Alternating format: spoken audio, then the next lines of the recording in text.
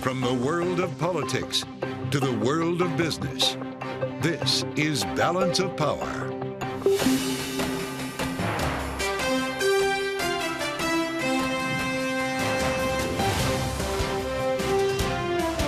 Live from Washington, D.C. From Bloomberg's Washington, D.C. studios to our TV audiences worldwide, welcome to Balance of Power. Alongside Kaylee Lyons, I'm Joe Matthew. No person having received a majority of the whole number of votes cast by surname, a speaker has not been elected. Pursuant to Clause 12A of Rule 1, the chair declares the House in recess subject to the call of the chair. One round of voting down and no speaker. Freedom Caucus founder Jim Jordan failing to receive the majority of votes needed to win the gavel. 20 Republicans voting against Jordan, along with a unified Democratic front against him, forcing the need for further votes. We'll speak ahead with Congressman Ben Cline of Virginia. And the U.S. puts more troops on alert in the Middle East as President Biden sets forth on a high-stakes visit to Israel and Jordan. Former U.S. Ambassador to Israel Daniel Kurtzer will be with us. So, Joe, much to discuss, of course, as we look abroad and looked to the president's planned visit on the ground in Israel tomorrow. And yet here in Washington, it's 5 p.m. and we're not sure whether or not we're going to get another vote tonight. Yeah, in touch with lawmakers themselves this evening who aren't exactly sure what the next move is, Kaylee. After Jim Jordan failed in the first round, there are a lot of questions about how he needs to perform in a second or maybe third and how much rope the Republican conference might decide to give him here. Remembering that he needs to flip 16 of those 20 no votes at this point, and it's going to be a lot of work cut out for him in a matter of how quickly he might be able to do that or not. It's worth a reminder on the math here if you're playing along on your home game, as we hear directly from House Republicans speaking with Bloomberg earlier on the steps of the Capitol. I think we're a mess. I think my constituents believe that we're dysfunctional. We're a pretty united conference on most of the issues and what we want to see get done, so we just got to work through this process. It took Pope Francis 5 ballots to get elected, so I think somewhere between the 5 of Pope Francis and the 15 it took Kevin McCarthy to become the speaker, that's where we'll see this thing land. 5 to 15, a pretty wide range. Joining us now are Bloomberg senior editor Wendy Benjaminson and Jordan Fabian. So, Wendy, first to you. He didn't get it done on round one.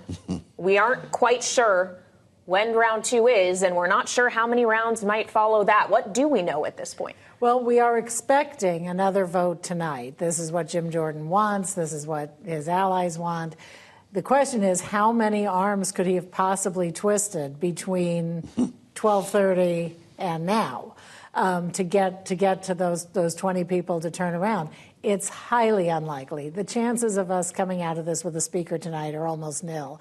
The question then is, how long will the House be willing to keep doing this? Right. I mean, the White House has sent a $100 billion aid request for Israel over to the House. The Senate says, sure, we're going to take it up because we're a functioning chamber of Congress, and the House can't do anything. The Democrats may offer Patrick McHenry, the acting speaker, more powers, but there's no sense on the Republican side that they're willing to do that yet. Well, yeah, so to continue the papal analogy here, if there's no white smoke on a third round, say, that becomes a much more serious conversation, right? Before we start digging through the conference, you've already got someone holding the gavel who seems to know how this works in Patrick McHenry. Right, at least until a few crises are over. You know, we're 1 month, beginning tomorrow, to another shutdown. Right. And, you know, in January, it sort of went on fairly quickly, the 15 rounds. And Kevin McCarthy was pretty sure he was going to get there eventually. I don't know that Jim Jordan is the type to, at some point, say, okay, I don't have it. There's nothing in his public character that we know that would suggest that he would just go, okay, forget it. I'll let somebody else do it. So how long this goes on, I don't know. Well, I guess it becomes a question then of if he gets just more pressure from inside the conference, knowing they have to deal with things like the government potentially shutting down on November 17th, or, Wendy, as you alluded to, a supplemental funding request from the White House. Jordan, of course, you covered the White House. We understand it's $100 billion that is being considered. Is this something the president is likely to try to accelerate, get to Congress very quickly, maybe to light a little bit more of a fire under the House to get this done? What's the timeline here? You very well could, and they are facing some tight deadlines. Israel is locked in this conflict with Hamas that only seems to be escalating, so he wants to make sure that that money is going out quickly. They've also said, administration officials have said that they don't have much more money to give to Ukraine, so they need that to get acted on soon as well. And so the thought being that let's package this together with some things that might be more palatable to Republicans, like funding for Taiwan and border money, and let's see if we can get some votes there. But all of this is a moot conversation, again, until there's a Speaker of the House. And the other notion is that the Matt Gaetz wing of the party, which is sort of America first and isolationist, they do not want to help the Biden administration, and they're not that interested in foreign interventions or foreign aid. So what's in it for them to speed this along? The president, of course, is on his way to Israel later today with this funding request in mind and a lot of uncertainty about what is ahead. The optics here, Jordan, could be challenging. I don't know exactly how this is being choreographed or how long he's even going to be there, but it's coming up against the backdrop of some pretty tough news today with a hospital that was apparently bombed in Gaza and a looming ground invasion. How does he thread the needle on this and actually benefit politically?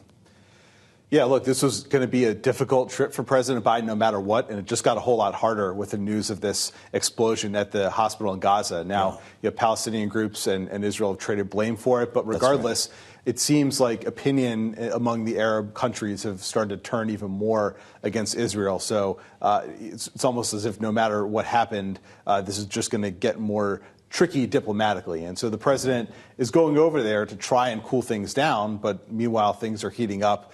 He wants to show leadership on the world stage, show solidarity with Israel, make sure that the message is being sent. We need humanitarian aid to go to Gaza. But if he doesn't come away with any assurances on those issues, he could come away looking a lot weaker. And so there are a lot of risks for this trip, not only politically, diplomatically, but also for his safety, because as we were just reminded, this was an active war zone. There are missiles flying. There's bombs going off.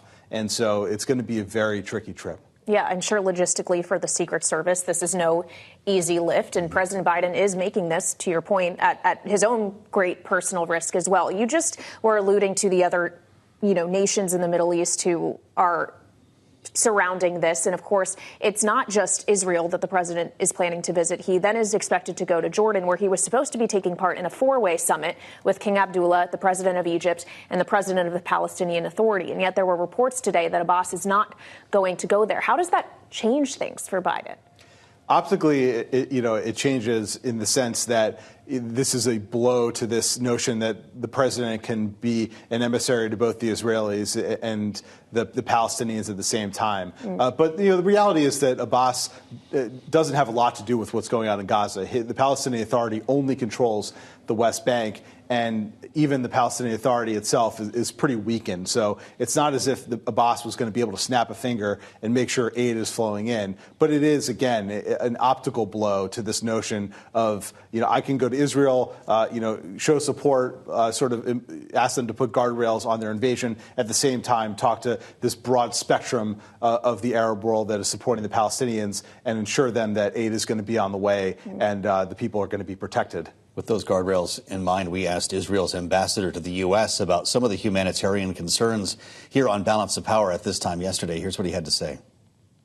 We did not start this war. We did not initiate this war. We did not want this war. It was started by Hamas. It was imposed on us. And to the extent that civilians are suffering or comes in harm's way, it's a main responsibility of Hamas, who trapped them, who uses them as human shields, who prevents them to move away from the war zone to the south, where we are establishing a humanitarian zone. Wendy, to what extent will President Biden's message be one of restraint when he sees Benjamin Netanyahu in person? Yeah, I think that's the message that he is bringing. The conversation has sort of shifted from, wow, look what Hamas just did to Israel, to okay, now the death tolls have really shifted and there are twice or three times as many Palestinians dead as there are Israelis, and Israel's military is mighty and aggressive, and I think he really wants this to be contained to Israel-Hamas, because if Egypt or Syria or Saudi Arabia, Iran get involved, then there's the real problem, and especially Iran. So yes, I think his message there is, let's keep this. You have a right to defend yourself. You have a right to retaliate. Don't turn this into a regional conflict. Well, this will all be unfolding in the next 24 hours. I suspect we'll be talking about that around this time tomorrow.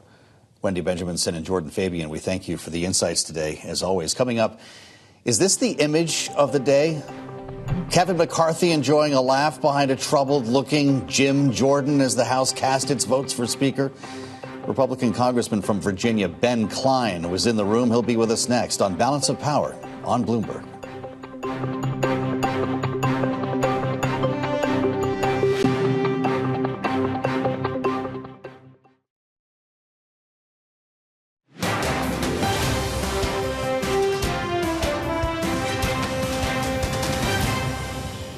Jim is the voice of the American people who have felt voiceless for far too long. Whether as Judiciary Chair, conservative leader, or representative for his constituents in West Central Ohio, whether on the wrestling mat or in the committee room, Jim Jordan is strategic, scrappy, tough, and principled. He is a mentor, a worker, and above all, he is a fighter. And the American people know, we know, that Jim Jordan is a winner on behalf of the American people. Congresswoman Elise Stefanik putting his name into nomination earlier today. Jim Jordan, who failed to get the votes required to become Speaker in the first round. And Bloomberg is now reporting that the second round may not happen until tomorrow. Let's go to the House right now. Congressman Ben Cline, Republican from Virginia, is with us. Can you bring us in the room here, Congressman? It looks like the second round will be late morning tomorrow. We're just learning here based on our reporting from Capitol Hill. Is that what you're prepared for? Well, we're prepared to go as long as it takes to elect Jim Jordan our Speaker. He's our Republican nominee. He won the nomination, and we're standing by him. Speaker McCarthy took 15 votes, and it took a while to get him elected. And if the same ends up happening for Jim Jordan, we'll be happy to go as many rounds as we need to, because we've got a lot on our plate for the American people. Well, to that point, Congressman, when Kevin McCarthy was going those 15 rounds in January, you had a large stretch of the year before you had to deal with things like funding, raising the debt ceiling. We're working with the clock here of November 17th to avoid a government shutdown. We're expecting the White House is going to be sending a supplemental funding request to Congress imminently to deal with aid to Israel and Ukraine. Is it not a little bit more pressing now? Should he be allowed to go that many rounds? Well, time is short. We have a lot we need to deal with, and you're absolutely right. We only have about 30 days left before the continuing resolution runs out. So we need the Senate to come to the table. We've passed about half of our appropriations bills, and the Senate hasn't passed any. So we need to get things rolling over there. But once we have a speaker, we anticipate a lot of conversations happening very quickly. Well, can you give us a sense of the math right now, Congressman? 20 members, first of all, voted for someone other than Jim Jordan, 20 Republican members. A lot of folks thought that was a much bigger number than they walked in today expecting, suggesting that there might be more weakness in a Jordan candidacy than they thought.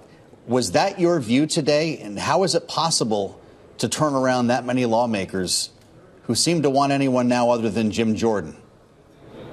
Well, there are a number of people who have concerns, and they're in conversations with Jim Jordan right now to try and address those concerns. They really fall into three groups. You have members of the Appropriations Committee who want to make sure that we can get the government funded in time before the expiration approaches next month. We have defense hawks who are concerned about support for Israel. Jim Jordan stands strong with Israel, and we want to make sure that we do support our friends in Israel as they defend their homeland. And then we have members who are in New York and other districts that were won by Joe Biden who are just anxious and want to make sure that we have a conservative speaker who can get things done, who can make sure that ultimately we retain this Republican majority after next fall's elections.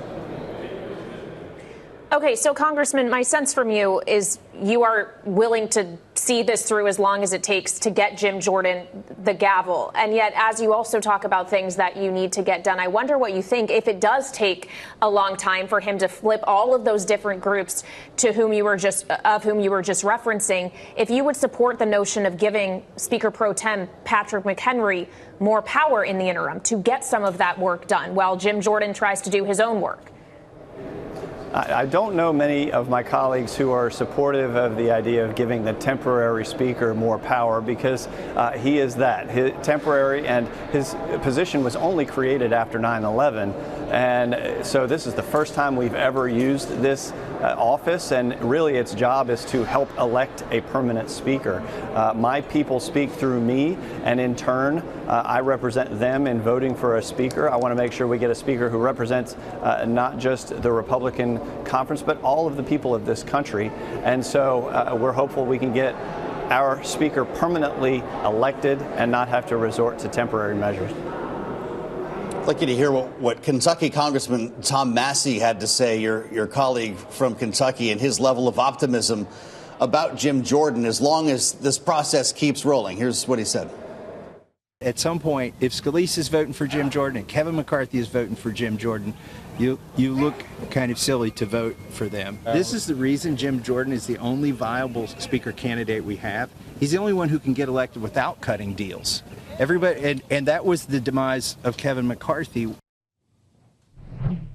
Is that the strategy at this point, Congressman? Just wear them down so they vote for Jim Jordan? Well, I'm hoping they would vote for Jim Jordan because they support what he stands for, a conservative agenda, fighting for the American people. I would never call my colleagues silly for supporting somebody else, but I would say that hopefully Congressman Jordan will sit down with them, get to assuage their concerns, whether it's about defense spending, whether it's about making sure the government's funded past the expiration date of the CR, whether it's making sure we retain our majority next November. Jim Jordan's going to be able to meet all those expectations and more and deliver on that conservative agenda. It's my hope that we win tonight as opposed to having to go to tomorrow or the next day. Congressman, you speak of the conservative agenda, and frankly, Jim Jordan, and I'm sure you would agree with this, is more conservative than a lot of individual members of the Republican conference. Bloomberg actually had some analysis out on voting data compiled by voteview.com, which showed his voting record on things like the economy and other issues was actually far beyond the mean for the caucus, and comparing him to the three previous speakers who have come before, including Kevin McCarthy, he is far more conservative. Do you really think this is the individual that best represents the Republican conference as a whole? I think he will, and I think that's because we know his heart, we know his principles are conservative principles, and yet he's able to reach out to all segments of the conference to bring everybody together to get to 218 votes needed to pass important legislation. He's done that on the Judiciary Committee, he's done that on the Oversight Committee, the Weaponization Committee, and so I'm optimistic that he'll be able to relate to all members of the conference, including the moderates, to meet their concerns and develop an agenda that delivers for the American people. Congressman, will you be helping Jim Jordan whip votes tonight, now that we know there won't be another round until tomorrow morning at 11?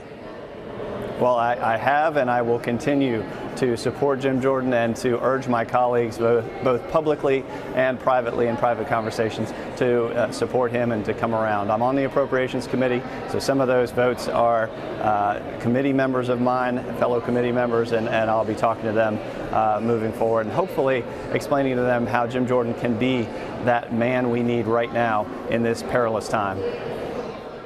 All right. Well, Jordan going to try again to get the gavel at 11 a.m. tomorrow. Congressman Ben Cline, we thank you very much for your time this evening. Now, coming up, Bank of America CEO Brian Moynihan sitting down with Bloomberg's David Weston to talk the state of the American consumer and also what's going on in Congress right now. We'll have highlights from that conversation next. This is Balance of Power on Bloomberg TV.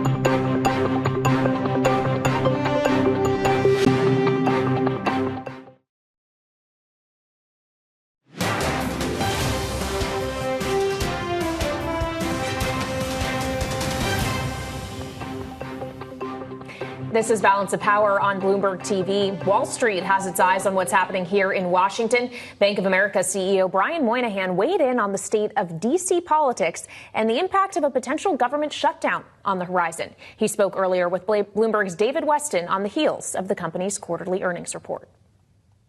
The government running smoothly is sort of an assumed outcome in the United States, and anything that gets in the way of that is not a good thing. And so the ebbs and flows of the needs for funding and operations shutting down or threatening to shutting down, none of that's good, and everybody knows that, and that's why they keep trying to figure out ways to move it down the road and have the political argument they want to have about the policies embedded in those budgets, which are, that's what they're there for. They're supposed to have those arguments, but you want the rest of the operations. You got millions of federal employees are affected by it, so we approach a government shutdown, the many that have occurred over time that we've been around, because we've been around since 1784, so this is not a new concept for us. But we've approached it the same way we approach any other disaster. First, the employees of the government, we waive fees and payments and everything to make sure they're fine.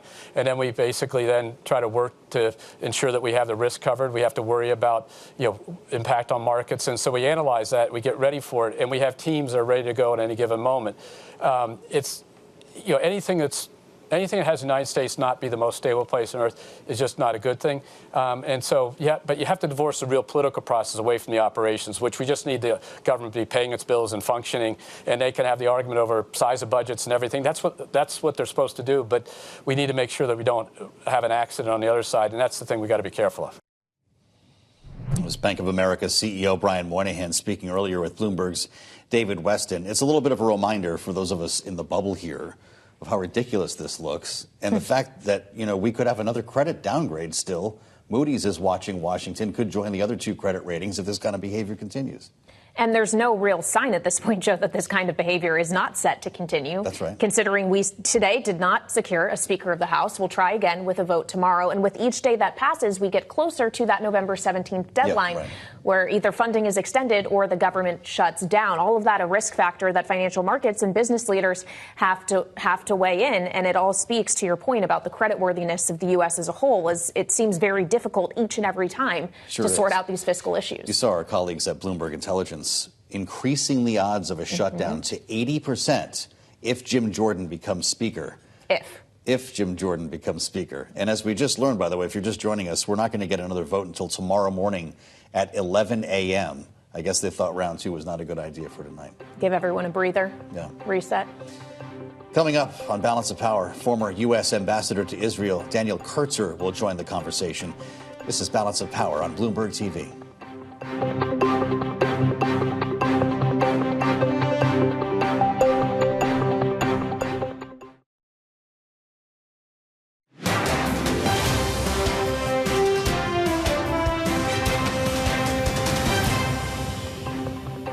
It is not our intention to reoccupy Gaza and rule over the lives of 2 million Palestinians. That definitely is not the option. As everybody knows, we are preparing also a ground operation. Ground operation doesn't necessarily mean that we are going to occupy Gaza and stay there for years. That is not the intention.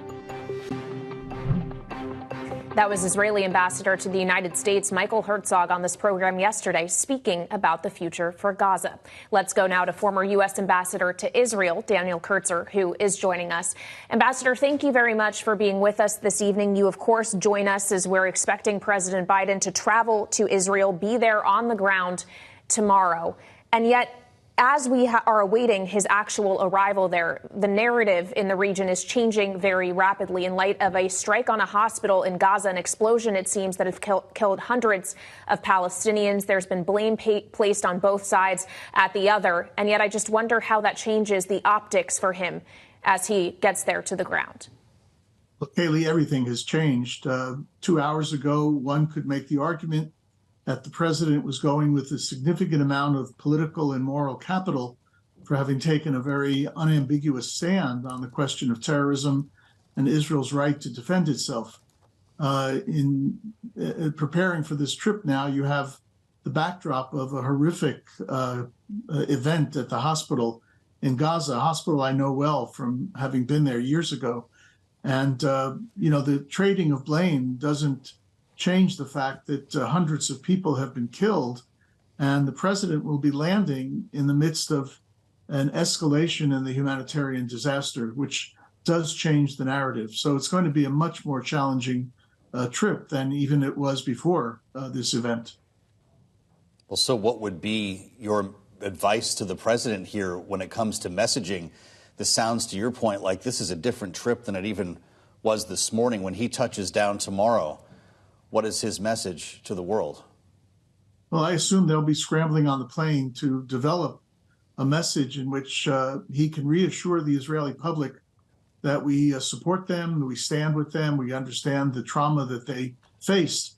But he also needs to send a message to the Palestinians and the Arab world that we understand their trauma and that we are talking to Israel about dealing with its response to the Hamas terrorism in a manner that will try to minimize civilian casualties.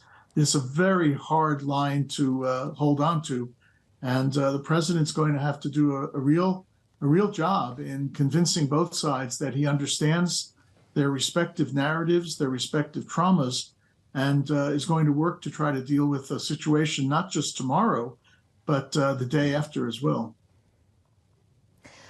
Ambassador, I'm going to ask you to bear with us as we deal with some breaking news just crossing the wire here. We understand via reporting from Al Jazeera that Jordan has now canceled a planned summit with Biden and other Arab leaders. This is, of course, where the president was set to travel after visiting Israel tomorrow. According to Al Jazeera, Egypt and Palestinian leaders have agreed on canceling the summit. What does that signal to you, Ambassador, that other players in the region are deciding not to meet with the president when he is physically there?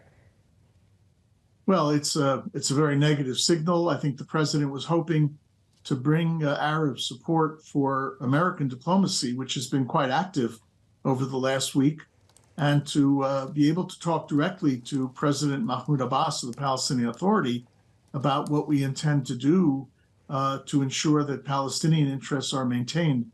He won't have that opportunity now. The whole trip, if it goes forward, will focus entirely on Israel.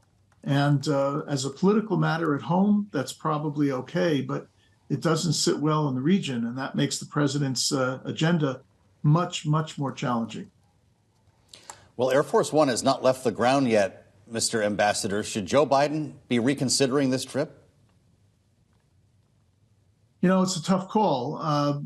It will send a bad message in Israel if he cancels, but it will be a realistic message in understanding that events on the ground do change presidential calculations. Look, it's very hard to imagine a president going into a war zone anyway, where American forces are not directly involved. So I think people would understand if, in light of today's activities, today's events, the president decided to postpone, let's not say cancel. I'm sure he would get on the phone immediately with the prime minister in Israel and with Arab leaders, but I think it would be understood that we may need some time to step back and take a deep breath before deciding on next steps. Okay, so as we think about what those next steps may be, Ambassador, we of course know that the next step, at least here in Washington, is the Senate tomorrow will be considering the nomination of Jack Lew for a job you used to have, ambassador to Israel. That confirmation hearing will begin tomorrow, as currently no one actually is in that post. How consequential and important is it that that happens at this time, that there actually is an acting ambassador to Israel? And what would your message be to senators who are considering that at the moment? Well, it's absolutely essential. We have a good charge d'affaires, Stephanie Hallett, who's acting on the ground, but there is no real substitute for an empowered ambassador. And Jack Lew is an enlightened choice. He's a man of great integrity, experience. I think he's going to do a phenomenal job.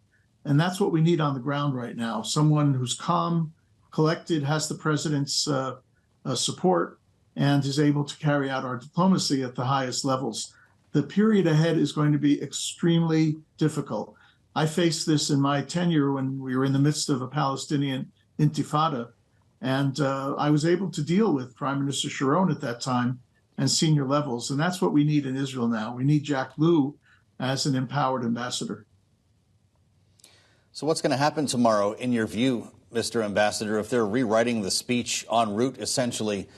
What should Joe Biden's posture be, once again, as he addresses audiences around the world, Israel, including here in the U.S., as we anticipate a debate over funding? Well, he'll have two public messages and one private message. The public message will be, in the first instance, directed at the people of Israel. I've come to support you. I've come to tell you that what I've been saying over the last week, I mean it. The dispatching of our military assets, the visits of our CENTCOM commander and our Secretary of Defense, Secretary of State, we are standing with you. Second public message is the Palestinian people. We know that you are suffering under the long-term occupation. We have tried over the years to help, and we will continue to do so once the dust settles here. And we are very much aware of the horror of what happened in Gaza at the hospital today. The private message to the Israeli leadership is going to be very tough to deliver. The president is going to want to know that Israel is going to moderate its activities in a manner that really does reduce Palestinian civilian casualties. Extra care, we know that Israel does care about that, but extra care in this situation. In the first instance, also focusing on the humanitarian situation on the ground right now.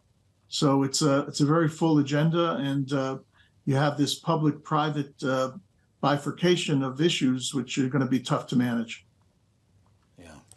Remarkable as this whole story evolves, even as we speak. The summit with Arab leaders canceled, according to the Jordan minister speaking with Bloomberg. Former U.S. Ambassador to Israel, Daniel Kurtzer, we thank you for sharing your insights with us now. Coming up, no speaker for the House of Representatives after a first round of voting. We're going to hear from our political panel coming up after the break. This is Balance of Power on Bloomberg TV.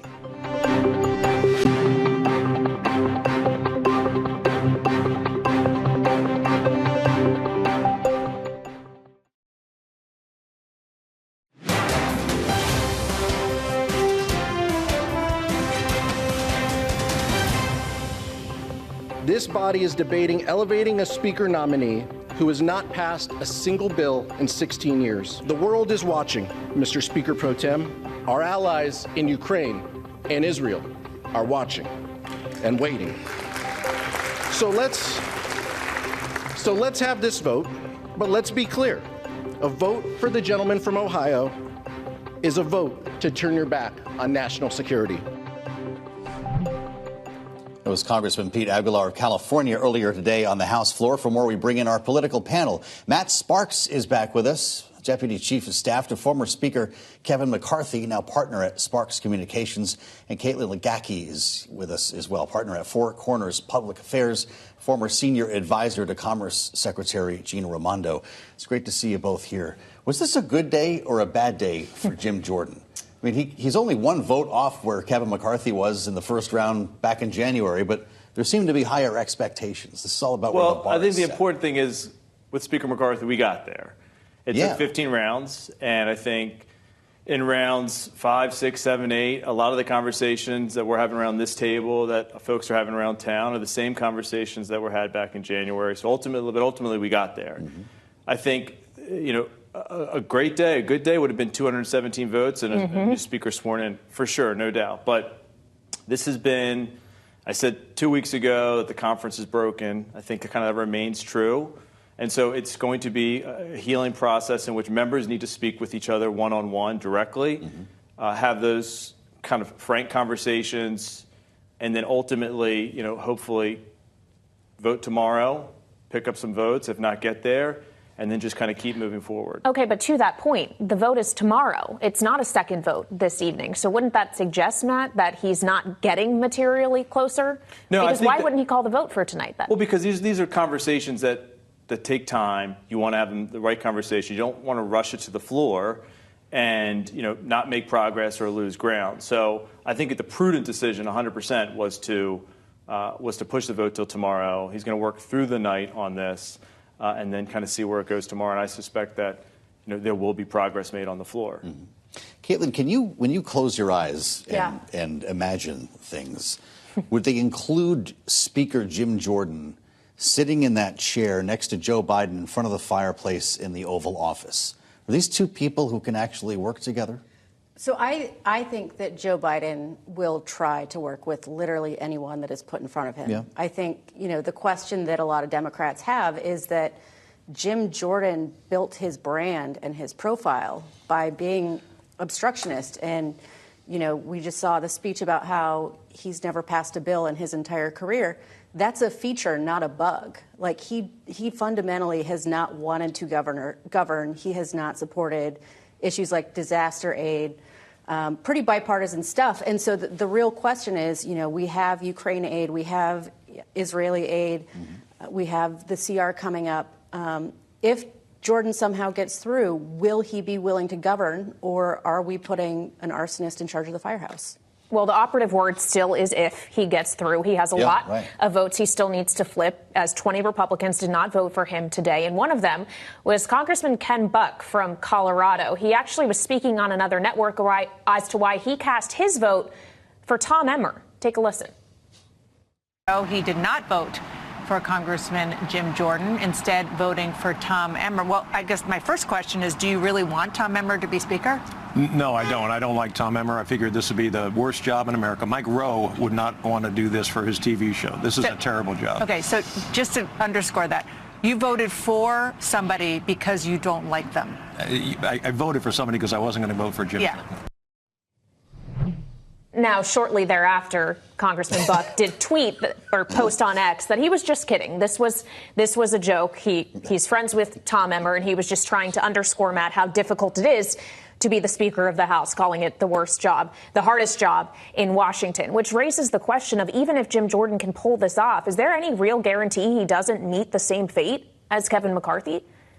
Well, I think with members like Mr. Buck, who is probably auditioning for a role on CNN, there was a report that he wanted to join the network. I think, yes, Congressman Jordan, I saw Mr. Aguilar say he hasn't passed any legislation. He's the chairman of the Judiciary Committee. Before that, he was the ranking member of the Oversight Committee. And so to suggest that he is not, prepared and able and willing to do what's necessary from a legislative end, I think is a pretty shallow argument, because he is the chair of a major committee in the House. So I think what will be really important is, once we get through this process with the new Speaker, hopefully the runway is long, do the things that we needed to do, and then kind of just, pretty soon we're going to be in election season. You wonder to what extent Hakeem Jeffries is preparing to work with Jim Jordan as well. It's not just the other end of Pennsylvania Avenue. Is he as willing as Joe Biden, as you described, to work with whomever Republicans choose? I do think he is willing. He wanted to work in good faith with Speaker McCarthy. I think that if He's been talking about January 6th and a lot of other tough stuff that's kind of difficult to turn away from now. Politics is not beanbag. Well, that's right. The reality is they have real differences, but for the House to function, the two, party leaders have to at least be able to work together. I think in the more immediate, short term, and we talked about this last week, I do think that Jeffries is trying to figure out if there are 5 votes anywhere that he can peel off. I don't think it's likely, but the longer that this goes on and the more intractable it appears, I think there's an increasing likelihood that Jeffries is going to try and make that move. Do you think there's any really Republicans, realistically, who would join Jeffries in that effort? The fact that there's still so many voting against the Speaker nominee, I think, we were talking about this earlier, Matt and I, but what shocks me is that the Problem Solvers Caucus, this is the moment that they should be stepping up and voting en bloc to find a compromise. And they're nowhere to be found. And I think the longer this goes, the more there is an opportunity for 5 or 6 of the 18 Republicans who live in districts where Biden won to make that move. I don't think they will. I think it's unlikely. But if it were ever to happen, and if problem solvers were ever to really step up and make a difference, this would be the time for them to do it. Real quick, I just want to add on. The problem solvers failed that test 2 weeks ago. And second of all, no. The answer to your question is there are no Republicans that will work to make Hakeem Jeffries or any other Democrat Speaker of the House. None in New York State who might be looking across through Election Day? All right. No chance. Got it. Okay, so hold your thoughts. We're going to come back to our political panel in just a moment, because we do have more to discuss coming up, including The country of Jordan reportedly canceling a meeting with President Joe Biden ahead of his upcoming trip to the Middle East. We'll continue the conversation with the panel next. This is Balance of Power on Bloomberg TV.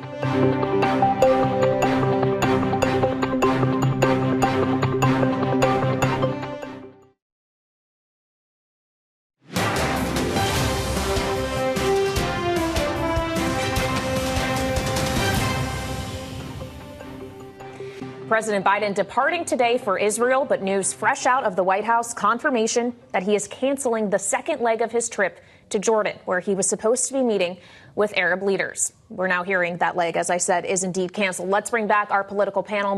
Matt Sparks, Deputy Chief of Staff to former Speaker Kevin McCarthy and now partner at Sparks Communications, and Caitlin Legacki, partner at Four Corners Public Affairs and former Senior Advisor to Commerce Secretary Gina Raimondo. So, Caitlin, just to begin with you, on the literal eve of his departure to go physically to the Middle East to try to address this conflict, the second leg is canceled by the very Arab states in which he was trying to make sure they're all aligned. What does this say? Look, it's a very fluid situation. There are conversations happening behind the scenes that we don't see. There are conversations happening in public. My view and what the administration has said is that their number one goal is to avoid having this turn into a regional conflagration. And so if it's a situation where Biden going to Jordan makes it harder for Jordan to stay on the sidelines, then it would make sense for him to cancel it. But, everything is changing by the moment. It's hard to know exactly what is precipitating this change in the itinerary or their plans. But that doesn't mean the White House is going to stop talking to the government of Jordan and making sure that we stay in touch, we keep those lines open, and that we try to resolve this as quickly as possible. Well, it does appear this is in reaction to, or at least follows, the explosion at the hospital in Gaza City, which killed hundreds of Palestinians. We were talking about this earlier, Kaylee. The optics here are very difficult for President Biden. Should he even be going at this point, considering the political challenges? Yeah, I think what this whole situation underscores the need for a Speaker of the House to get the House. I think the Senate has taken a lot of leadership on this issue. I think having a House that's functional, that's operating, to start kind of processing whatever that request will be when it comes down the pike, that's not happening right now. And so every day that's not happening is a day delayed. And so from a legislative end, it just underscores there needs to be a Speaker of the House. The House has been paralyzed for 2 weeks. And we had just this absolutely horrific terrorist attack that has destabilized the region. And the House needs to get into session and get into work. Well, and of course, we're expecting that the White House is going to send, really any day now, a supplemental funding request, Caitlin, to Congress.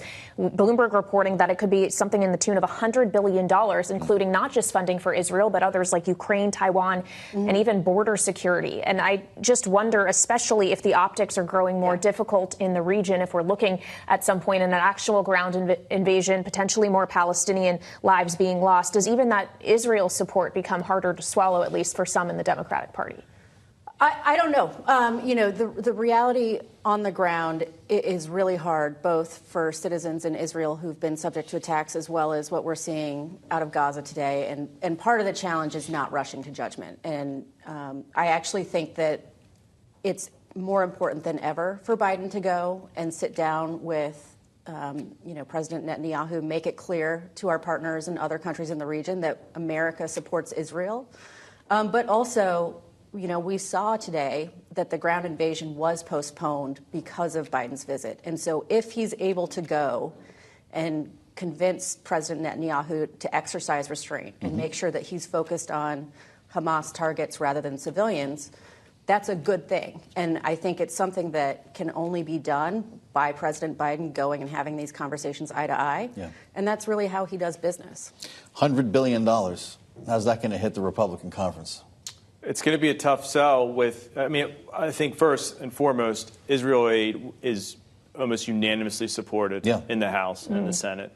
But when you start to add other things to that, the Ukraine aid was going to be a difficult lift to begin with. That was back earlier this month. And then you add kind of other components, whether it's Taiwan or either the southern border. I think to separate that and address the Israeli aid that's needed immediately is probably the most prudent way to approach this. Great to have both of you with us. Big thanks to Matt Sparks and Caitlin Legacki. Check out the Washington Edition newsletter. There's a lot to catch up on the terminal and online. Thanks for joining us on Balance of Power. We'll see you tomorrow. The next speaker vote at 11 a.m. This is Bloomberg.